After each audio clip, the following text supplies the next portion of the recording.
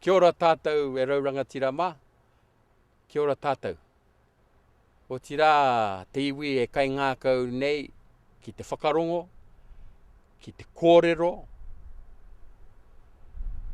ki te ako hoki i te reo tuku iho a o tātou mātua tīpuna.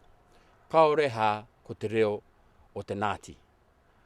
Anei, e rārangi mai nei, etahi o ngā pitupitu kōrero, etahi o ngā rerenga kōrero a o tātou mātua tīpuna. Hoi anō, he tīmatanga tēnei, ko te hao o te ngākau, kia tae ei te whakatakoto he kaupapa i tuatui ēnei.